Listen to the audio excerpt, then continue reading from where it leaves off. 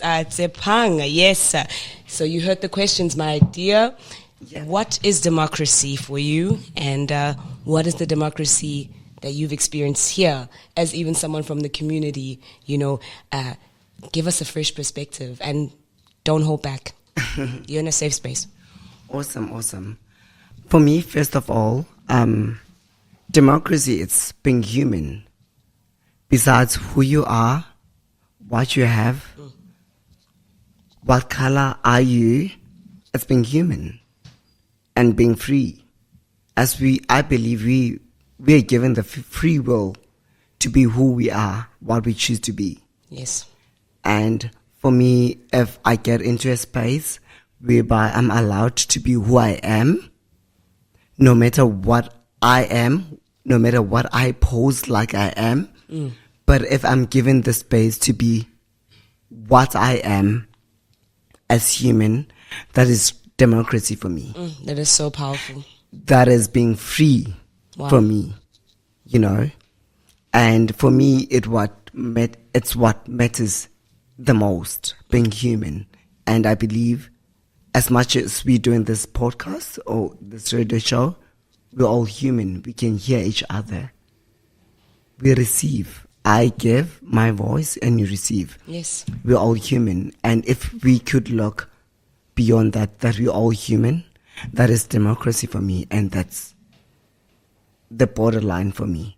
Absolute cuts. I love it. Straight to the point. It is the right to exist. I mean, and it's also somewhere where you can say, in South Africa, for example, it's taken a lot. We are a very powerful country in terms of, we've made moves. We're always the first to initiate something, If I can just quickly touch on, for example, the legalization of homosexual marriages in South Africa, we were the pioneers of that. And we experience that differently at home than how it is here in Germany. And I would love to know, has that changed in any way for you? This right to exist, this right to be human, like that freedom that you have or don't have at home, how is it here in Germany for you? It has been good, not so much of a change, but I want to highlight one matter. A legalization on paper, on black and white, True, doesn't mean a legalization in the stereotypes of people. People in this room, people in this house, people in this country, people in this world. They are human, as I've stated. They have their own perspectives and they have their own rights to do that. Absolutely fine, But what we have in South Africa, that we took the first step to do that, it's a step in the right direction. And I came here in Germany and people said Germany, it's a good country. Yes, it is. I came here and said people are very accepting. Yes, they are. Is it different from South Africa? No. We still have people that hold back. We still have people that have been taught differently, people that have been raised differently. And it's up to us as a community to just raise awareness, not to only fight for tolerance. Don't tolerate me as if I'm something else. I'm a person, just respect me. As a person, take me as I am. So my point is that people all over the world, whether it's in South Africa, it's in Uganda, it's in Germany, or wherever, people are people. Don't tolerate. Yes, tolerance, we accept that, great. But don't tolerate me, I'm a person. If you don't like me as a person. Not because of what I am, who I am, how do I show myself, how do I act. But overall, Germany has been a good place to live. No insults that have been hurled. Nothing sophisticated place. It has been great legally. Morally, 50 over 100. But it's a way to go. It's a step to go. I'm happy that people are aware that there are different people in this world. Whether black, white, colored, whatsoever you identify as, it's fine. but just be aware, be respectful, be mindful, be tolerant as much as I don't like it, but be tolerant at least. At the least, tolerance. That's the minimum wage. Tolerance. Thank you. I could listen to Tsepang the whole day, no? Maybe if we need a voiceover to welcome us to the next Mzansi Christmas party, we need a Tsepang to be the god of the event. Welcome everyone to the Mzansi Christmas party. Thank you so much for that perspective, Tsepang, and also the perspective that you bring to the conversation. Another interesting perspective that is coming into the conversation is from Juliana. Juliana, you are a German South African. I'm not sure if you have both dual citizenship, German and South Africa. Yes, I do. Which also brings quite a different and an interesting element to the conversation, the duality of who you are. Of course, when we move abroad, we also have this duality of culture, because we come with our own culture and then we adopt the culture of the country that is our home. So there's that dynamic that is not written, but with you, it's literally on paper. What does democracy mean to you as a German South African, because you vote in both countries, and also you have experienced South Africa and experienced Germany, and these two countries collide to make who you are as Juliana? What does democracy mean to you with all this amalgamation of paperwork and the culture? I would really love to hear that perspective. So moving to Germany has definitely been an interesting experience. As much as I have always grown up with both the German culture and the Tsonga culture, because my mom's Tsonga, but I mainly grew up in South Africa, but then also in a certain bubble also, because I did go to German school also in South Africa. So I was in a certain bubble there already.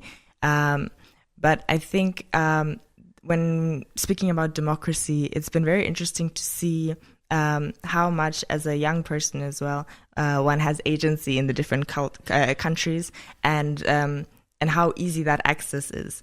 I remember back home, when you think of being political, especially on the streets, fighting for your rights and so on, it has always been seen as something very dramatic and extreme, with tear gas and what. Like, it's exactly. But like for any kind of protest back home, it has always been a very big deal. It has always been also often tied to violence of some sort, and therefore it has always been something also for young people that maybe parents might shield you from because of the dangers of it, you know. But moving to Germany is the first time when I really got physically political. I feel like back home I was often like intellectually or mentally political. You know, I would be political in the sense of, okay, I'm writing letters to management because wara did this, and injustice is like busy. I'm so allergic to injustice, I can't, you know. But so I'm someone who loves to write, so I'd be writing letters and whatever. That's how I would say, practicing my like fighting for my rights back home. But also I was younger. I moved to Germany just after I turned 18. But I feel like in Germany, it was very interesting for me to see how young people take to the streets for every single small thing. And they take to the street in a much less violent kind of way. So you get, you know, the whole movement also when it comes, for example, to the climate, and so this whole Fridays for Future thing, which is also an important aspect of democracy. But you get school children taking to the streets, and it's okay, it's normal, cool. So for me, it was still very foreign. But in the past years, when I really, really got political and I started going to so many protests, especially in regards to the Palestine conflict, to Congo and what's happening there, and to Sudan and so on and so forth, and then also just against like the whole far-right movement in Germany. But I found myself, once I started going to protests, which for me was like a hurdle at first, because I was like, a protest, it's going to go down, you know. But the protests are so peaceful. You just walk there on the streets. You're singing some songs. It is. You're just there. And I mean, obviously the protest is also different from the rhythm, we know, because I mean, the rhythm of the protest here is different than the rhythm back home. But it's just very interesting to see how accessible it is to go to the streets and fight for your rights, or raise awareness for whatever you feel strongly about. And it's been interesting also when, like, now in this past year, there was a time, especially like towards the beginning of like the whole Israel-Palestine conflict, which I also felt very proud being South African in that sense, because of how our country takes a very clear stance on that in comparison to the Western world. But it was very interesting. I kept going to protests. Sometimes I was going to like 3 protests a week and everything. And I'm out here telling my mom, yo, mama, I'm going to a protest. And she's like, yeah, madam, freedom fighter. Now, like, please be careful there, because like there's this perception that going to protest is dangerous. And of course, there is some level of danger to some degree, but it's very different. So I feel like democracy, it looks very different in the two countries, and also the things that people fight for are so different. I feel back home, you fight for such existential, like, crises. Like, there's always big reasons that impact, that are so also hard to even address, because there's always these structural things that are embedded in, like, the colonialism, the capitalistic system, the patriarchy, and all this kind of things. So it's not something that just a protest can just change quick fast, But here, for every small little reason, which, to be fair, I mean, there are problems in Germany, I'm not going to lie, but the problems are not necessarily like life or death problems, you know what I mean? So you can protest for everything, and it's way quicker also to change, which of course also lies in a history of having protested. Like, it didn't come from nothing, this democracy that we live in Germany right now. But I think it's just a very interesting perspective, and it has definitely also made me want to be way more political back home. But also then again, more on an intellectual kind of level, because I know the protests back home, guys, they're scary, Shema. I would thank you so much, Juliana. I would also like to know from the panel of young people that we are having a conversation with, how do you practice your democracy as a South African in the diaspora in Germany? Because you are in a country where sometimes you're seen as a visitor, as within the country that is hosting you. How do you practice that democracy as someone who is not a German and also is here as someone who comes from South Africa? Being aware of your rights, knowing the legislatures of the country, knowing your responsibilities as a citizens. As much as we have our democracy and freedom, but we also know our responsibilities, and that's how we should practice our democracy as a person, as a being aware of your roles, your rights, and your responsibilities, what you should do as a person and what you should not do.